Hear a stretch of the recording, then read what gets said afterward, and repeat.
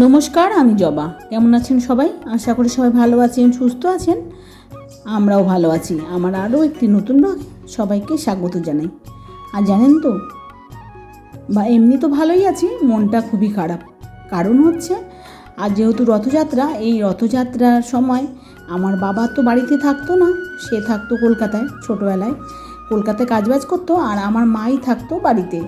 তো আমার মা, আমার দাদা আর আমাকে নিয়ে রথের মেলাতে। আর তখন না আমি হারিয়ে গেছিলাম। এতটা ভিড় হতো, মানে একটা গ্রাম তো, সেই একটা অনেকগুলো গ্রাম নিয়ে একটা জায়গায় রথ হতো। তো এতটাই ভিড় হয়েছিল, তো হাতটা ছেড়ে আমি অন্য জায়গায় চলে গেছিলাম, মাকে আর খুঁজে পাচ্ছিলাম না। তারপরে তার জন্য এই কথাটা আমার সব সময় মনে পড়ে, যে মাকে তখন তো আমি খুঁজে পেয়ে তখন আমার ছিল 5 বছর বয়স। আর আমার মা যখন মারা গেল তখন 6 বছর বয়স আমার।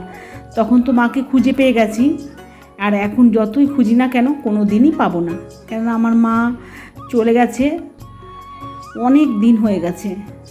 তো সেই কথাটা কিন্তু আমার এখনও মনে পড়ে সব সময়, যে এই রথ যখনই আসে না, তখনই আমার এই কথাটা খুব মনে পড়ে, জানেন তো।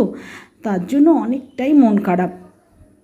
কি বলবো, যে আপনাদের সাথে কথা বলতে বলতে আমার একদম কান্না পেয়ে যাচ্ছে, কিন্তু কিচ্ছু করার নেই, আমার কিন্তু এই কথাগুলো বলতেই হবে। আর এই দিকে দেখেন কত কাজকর্ম করছি, আর এই যে দেখেন আমার 2 ঘর ঝাড় দেওয়া হয়ে গেল, বিছনা গোছানো হয়ে গেল, আর এইদিকে আমি রান্নাঘরে চলে এলাম। আর এই দেখেন এক ঝুড়ি বাসন উপর করা আছে, কিন্তু রাখবো কোথায় সেটাই ভাবার।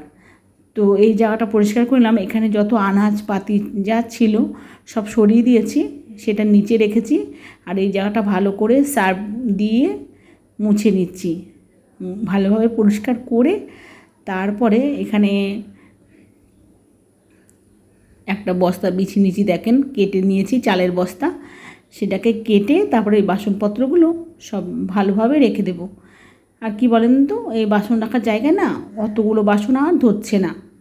আর বাসনও তো কম না, দেখেন এখানে আরও এক ঝুড়ি বাসন আমি ধুয়ে রেখেছি, ওগুলোকে উপর দিতে হবে। সব ধুয়ে রেখেছি ওপরে, প্রেশার কুকার থেকে শুরু করে সব কিছু। তো ভাবলাম যে না, এখানটায় রেখে দেই। আর এদিকে যে লক্ষণ রেখা আছে না, সেটাকে নিচে ভালোভাবে দাগ দিয়ে নিয়েছি, যাতে কোনো পোকামাকড় না আসে, তাই নোংরাও হবে না। তো আমি সব সাইডে লক্ষণ রেখা দিয়ে দাগ কেটে নিয়েছি, যাতে পিঁপড়া আরশোলা কিছু না আসে। তারপরে বাসনপত্রগুলো সব রেখে দিলাম।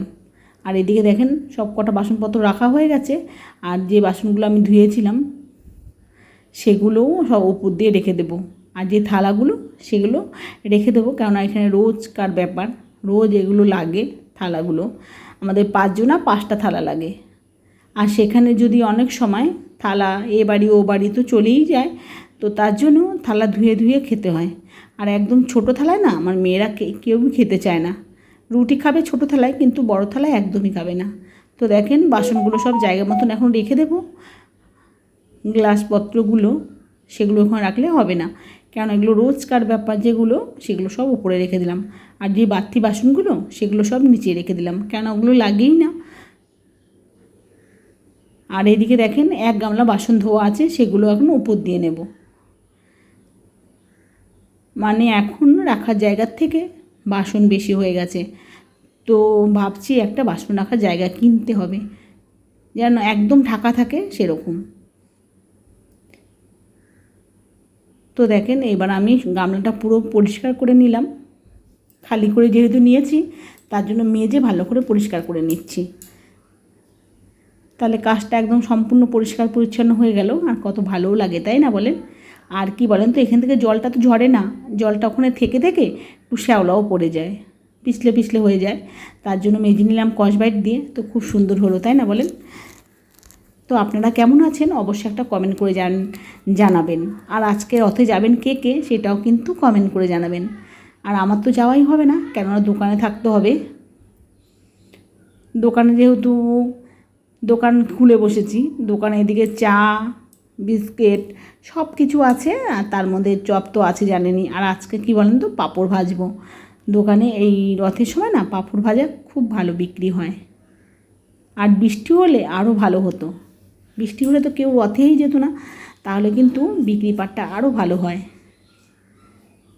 তো যাই হোক, দেখেন বাসনপত্রগুলো সব আমার আবার উপর করে রেখে দিলাম, এখন জায়গা মতন রেখে দেবো। আর রান্নাবান্না কমপ্লিট হয়ে গেছে দেখেন। তো ওদিকের কাজ মিটিয়ে, বাসনপত্র কাজ মিটিয়ে এখানে আমি কাপড় জামাগুলো সব ভিজিয়ে রাখবো, রেখে সব কাচাকাচি করতে হবে। আর বন্ধুরা, কেমন লাগে আমার ভিডিওটা অবশ্যই একটা কমেন্ট করে জানাবেন, ভালো লাগলে একটা লাইক দেবেন। আর এমন ভিডিও যদি পেতে চান অবশ্যই চ্যানেলটাকে সাবস্ক্রাইব করে রাখবেন। আর অলরেডি যারা করে ফেলেছেন তাদের অসংখ্য ধন্যবাদ। আর এদিকে দেখেন আমার সব কটা ভিজিয়ে নিলাম। কি বলেন তো, কালকে বৃষ্টিতে ভিজে ভিজে আমার মেয়েরা সব চান করে বাড়ি এসছে। তারপরে আবার স্কুলের ড্রেসগুলো সব এই গামলার মধ্যেই ছিল, সেগুলোকে আমি আবার সার্ফ দিয়ে ভিজিয়ে নিলাম। এখন সব কটা কেচে নেব। তারপরে এসে আবার চান করেছে জানেন তো, ওদের হচ্ছে ওরা স্কুল যখন যায় তখন চান করে জামা কাপড়গুলো সব রেখে যাবে, সেগুলো আমাকে মিলে দিতে হয়। আবার যখন স্কুল থেকে এসে চান করেছে তখন আবার সব রেখে দিয়েছে, সেগুলোও আমার মিলতে হয়। এই এক্সট্রা কাজগুলো যখন করি না তখন খুবই অসুবিধা হয়ে যায়। আর ওইদিকে দোকানে তো সময় দিতেই হয় জানেন। তো এখন এই দেখেন এই কাপড় জামাগুলো সব মিলবো, মিলে চান করে আবার এই পাশেই আজকে একটা মন্দির উদ্ঘাটন হচ্ছে, সেখানেই যেতে হবে। সেখানে খাওয়া দাওয়া আছে, খাওয়া দাওয়া করব। আর এখন তো আর জানেন তো অনেকটাই দেরি হয়ে গেছিলো, কীর্তনে টাইম মতন যেতেও পারিনি, আর কীর্তনটাও তুলতে পারিনি, আর মন্দিরটাও তুলতে পারিনি। তো কী খেয়েছি সেটা আপনাদের দেখাবো। তো দেখেন এদিকে কাপড় জামাগুলো সব মিলে দেওয়া হয়ে গেল, তারপরে এদিকে ঘর ঝাড় দিয়ে নেব ভালোভাবে।